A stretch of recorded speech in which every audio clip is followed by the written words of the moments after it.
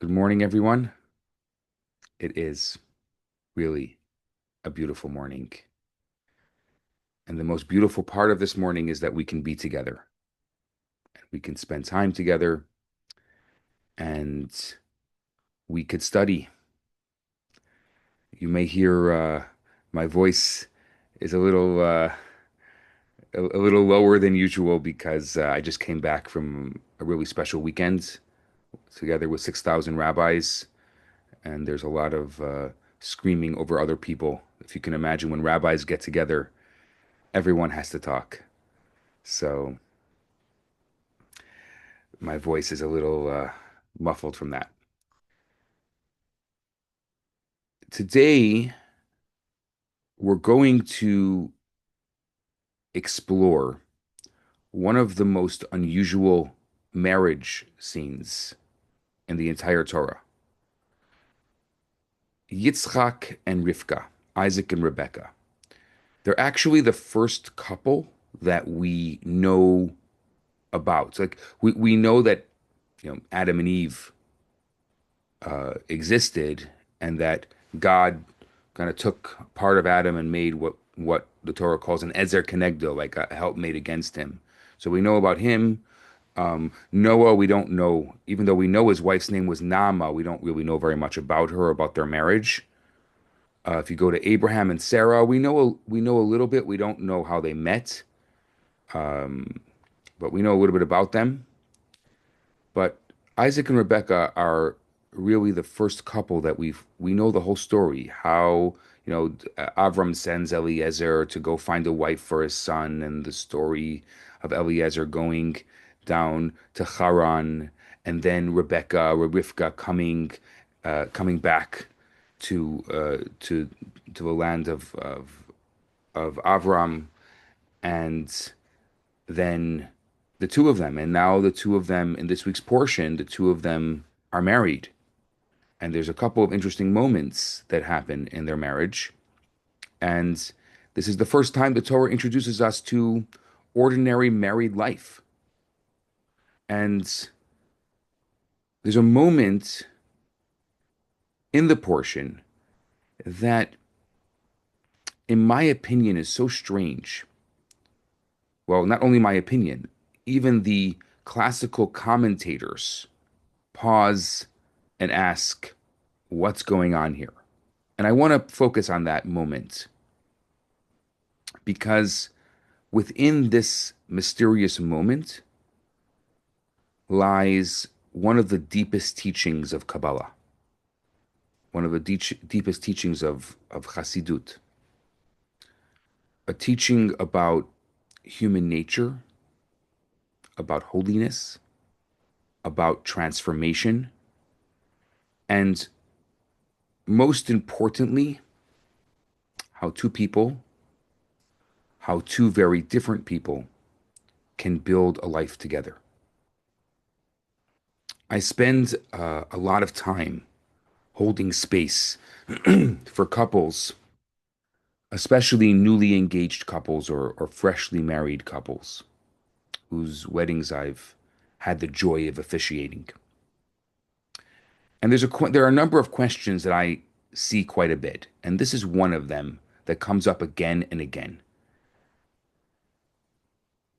Couples ask me, how can two people who see the world so differently possibly build a life together? Everything is wonderful when you're courting, and hopefully, right, the dating and we're seeing each other. That's what they say, we're seeing each other. When everyone's seeing each other, everything is wonderful. We're just seeing whatever we're seeing. And then as life moves on, and especially as people live together, and married life sets in, you start realizing there's differences. There's all obviously there's similarities. Similarities attract, but there's also differences. And how can people with differences find the similarities and find a way to be able to make it work? So we open into this week's Torah portion. It's Parshat Toldot. And the Torah tells us that Isaac and Rebekah, Yitzchak and Rivkah, are traveling through the land of the Philistines. And out of fear, Yitzchak introduces his wife Rivkah as his sister. If you remember, last week, a similar story happened with Avram and Sarah in Egypt, where Avram does the same thing. So Yitzchak is repeating his father's actions. We can call them a mistake or not a mistake, what his father did. And then the Torah gives us a detail that stops us in our tracks. And I'll read the verse in Hebrew to you so you get a feel for those of you who know Hebrew. If you don't know Hebrew, that's fine because obviously I'll translate it. So I don't want to lose you in the Hebrew. It says, Vayashkof Avimelech. Vayar v'hine Yitzchak mitzachek et Rivka ishto. Avimelech, who's the king of the Philistines, is looking through the window. And Yitzchak was mitzachek. He was laughing or jesting with Rivka, his wife. Avimelech, the king of the Philistines, immediately confronts Yitzchak. And he says, Hine ishtacha hi, eicha marta achoti hi. But she is your wife. How could you say that she is your sister?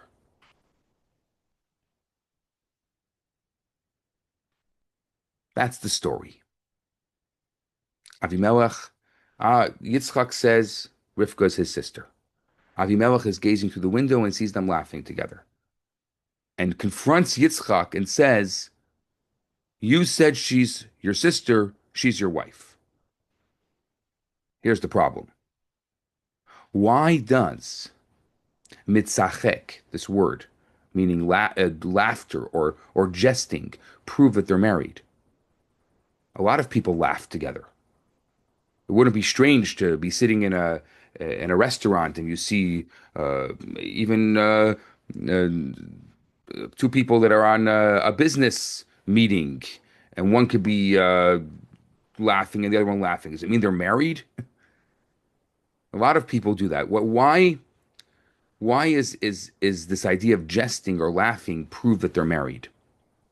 So Rashi, the super commentary, quotes the Midrash and says the word mitzachek here is a euphemism for intimacy. So that they were actually, it says Lashon Tashmish, that they were actually intimate together. And he saw that. So here's the question. At least my question. Why does the Torah, usually very clean, usually very precise, choose a word associated with laughter to talk about intimacy? The Torah has many terms that it usually uses for intimacy or for closeness. This is a unique one. So to understand this, I want to go into understanding the names of Yitzchak and Rivkah. The Torah tells us when Yitzchak is born, Vatomer tzachok asali Elokim al ken karashmo Yitzchak. God brought me laughter because Sarah laughed, thinking that she could have a child at the age of 90. And therefore his name will be called Tzachek Yitzchak. It will be called laughter. So Yitzchak's name is laughter.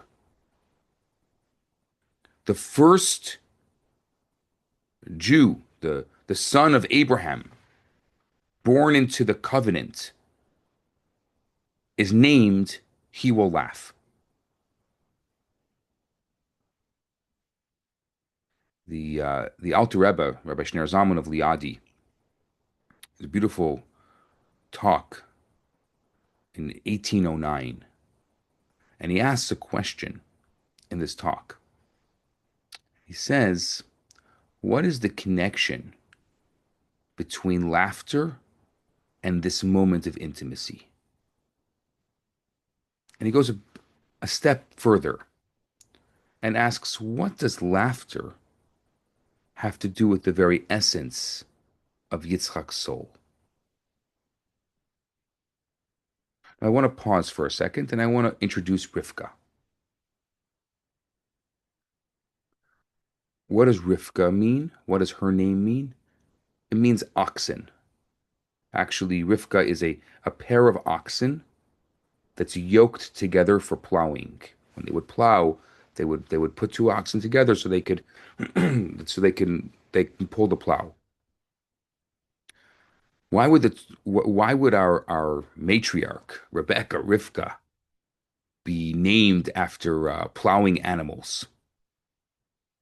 So Rabbi Yehuda Loew, the great Maharal of Prague, explains that her name reflects the binding together of forces that don't normally work in unison.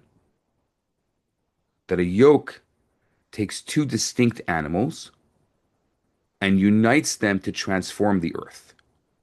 That Rivka is the energy that takes what seems unrefined and elevates it. Now, let's go back. So we have Yitzchak, laughter, and we have Rivka, this kind of unison of opposites, the bringing together of forces that don't usually work together. Two people representing two very different ideas. And now Rabbi Shneur Zalman introduces a revolutionary concept. What does he say? Laughter is born from contradiction. Yitzchak, laughter, Rivka, contradiction. Laughter comes from contradiction, from the unexpected, from two things that come together that shouldn't fit. Like, for example, the punchline will surprise you because the laughter happens because it shouldn't make sense, but it makes sense, and that's what kind of takes you off guard, and as a result, you laugh. A child acting like an adult is funny. An adult acting like a child could also be funny. A bird talking, hilarious. A human on a tightrope. The predictable is boring. The unexpected is funny. So the Alter Rebbe, Rabbi Shneur Zalman, asks, what is the greatest surprise in the world? Not the sunrise, not miracles, not angels, not holiness. What is the greatest surprise in the world? Rabbi Shneur Zalman says a human being choosing holiness over instinct is the ultimate cosmic joke. He quotes the Zohar, Kabbalah, that when a human wrestles with their evil inclination from the Yetzer Hara and wins, the light that emerges is greater than that of the angels. And he explains that angels are naturally holy. To say that an angel is holy is obvious. Their holiness is expected. They're angels. That's why we call them angels. But when a human being that's full of ego, that's full of distraction, that's full of emotion, ups and downs, that has desire, that has feelings, when that human being with so much contradiction chooses God, chooses holiness, chooses spirituality, that is a joke, a laugh, shocking. It doesn't make any sense. This is Yitzchak. This is why Yitzchak is born with the name laughter. This is why his life represents the boundaries of kindness, what's called gevura, the transformation through strength. Because It's Yitzchak that brings these two opposite forces together and creates the unpredictable being predictable. And what about Rivkah? When the Midrash describes Rivkah's family, it describes her family as idolaters, as swindlers. They're deceivers. She's raised in a world of moral corruption. She grew up in the spiritual equivalent of a dumpster fire. From a nature versus nurture standpoint, she should be coarse. She should be cynical. She should be closed. She should have trust issues, daddy issues, not be someone who can have a relationship easily. But instead, what does she become? The Song of Songs calls her Shoshana Ben HaChochim, a rose amongst thorns. That's how she's described. A rose amongst thorns. Why? Because Rivka is the model of human transcendence. She is the joke. She is the godly punchline, the contradiction that makes heaven laugh. She becomes the embodiment of someone who defies the script that she was handed. She's the one who says, oh, I could very easily be a victim because look at the way I was raised. Look at my childhood, my inner child. It is, you can add whatever you want to that.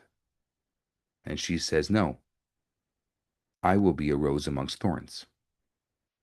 I will change that. Yes, it's true that I've been handed a situation that is very difficult,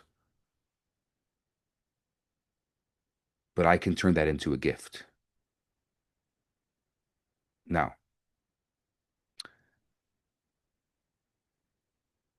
the Torah's language is crystal clear. That Yitzchak was mitzachek. He was jesting with his wife Rivkah. We're going back to our story. How did Avimelech know they were married?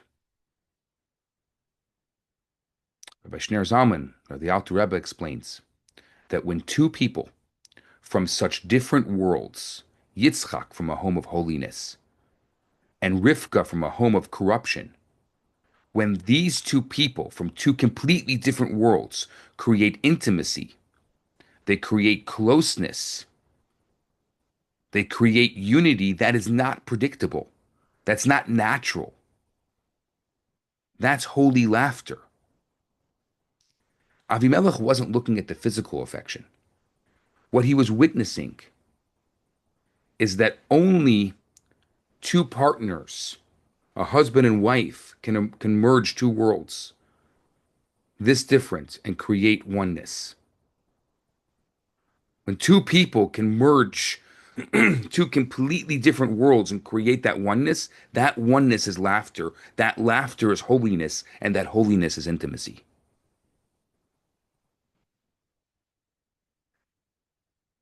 And now I want to reach the deepest idea.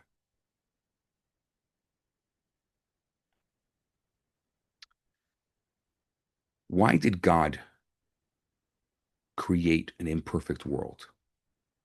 Why can't we have this beautiful life? Why did God give us egos? Why did God give us struggles? I'll go even a step further. Why did God give us shadows? Why can't it just be like, give us a break for a second? Why so difficult? Why is it so complicated? Why is why is it is it's so contradictory? Just make it a little easy for a moment. Rabbi Shneur Zalman says that God desired to have a laugh. that this world was created because God desired to have a laugh. What does that mean? God's laughing at us? No. That God desired the surprise of human transformation, the joy of someone choosing good. God had other worlds before our world of creations that were robots, that were AI creatures. Whatever you tell it to do, it does. But that's not interesting. That's not colorful. And God desired to have a human that has choice. And then the beautiful thing, if you're a parent of a child that has grown older and you see your children making good choices, there's a certain joy that you get that you can't explain. That surprise, that laugh of human transformation, of making a good choice, the joy of someone overcoming themselves, the delight of of holiness emerging from chaos. Creation wasn't made for the angels. Creation was made for us.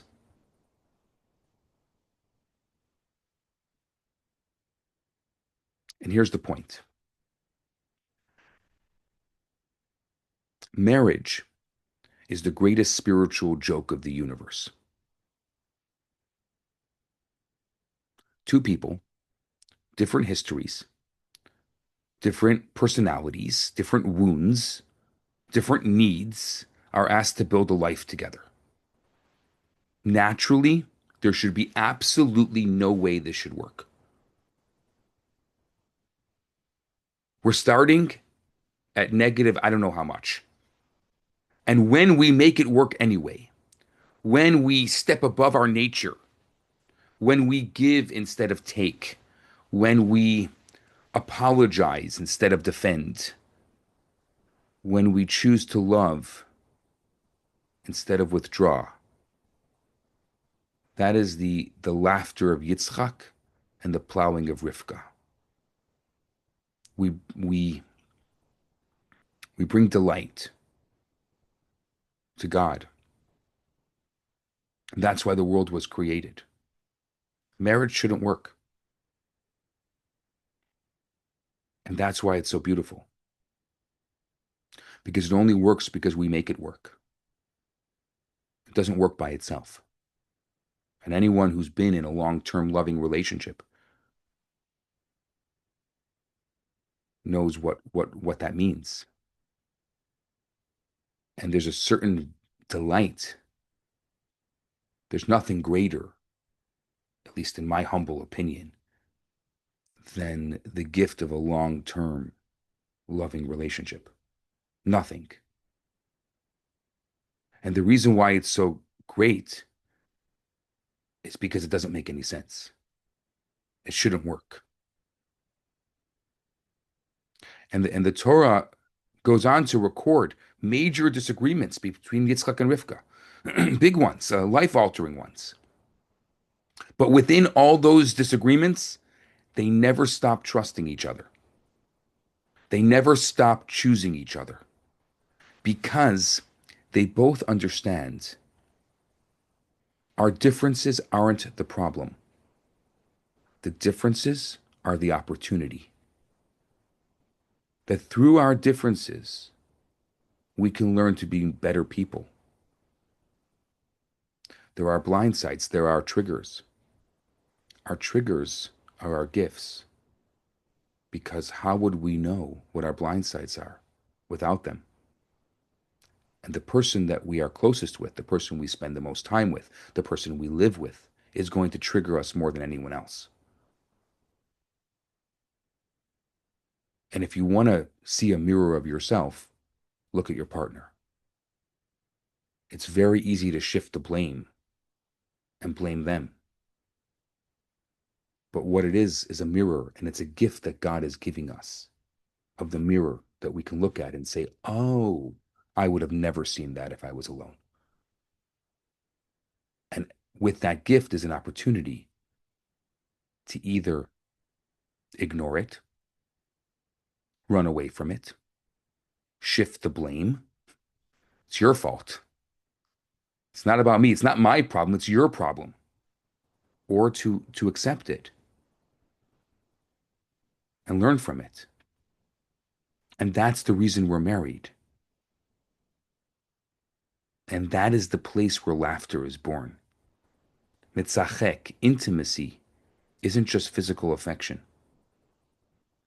It's the spiritual courage to unite two opposite worlds.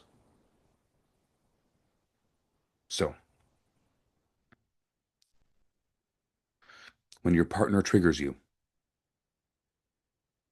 this is your moment to face it, to see the mirror, to create holy laughter. When your instinct says fight, you say laughter. Breathe. When you feel resentful and you choose repair, that's laughter.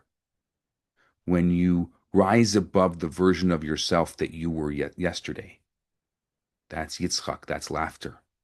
And when you lift someone else, even when you're tired, that's Rivkah. A marriage doesn't thrive because two people are similar. A marriage thrives because two people courageously rise above themselves. And that's the cosmic joke that keeps the world running. That's what it's all about. That's the point. Because without that, first of all, we'd be missing some of life's beautiful moments. And without that, we'd also be uncertain as to what our faults are. When we're married, we know exactly what our faults are. And I know sometimes that's hard, but it gives us the laughter, it gives us the gift. So my blessing to you today is, may we merit to live in the spirit of Yitzchak. The courage to laugh in the face of our lower nature.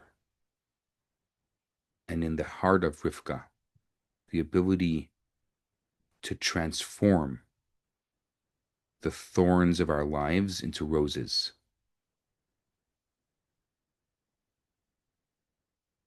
May we see those triggers. May we notice those triggers. And may we use those triggers to learn and to grow and to live. And may our relationships become places where the spiritual, where the heaven says, now that's something worth laughing about.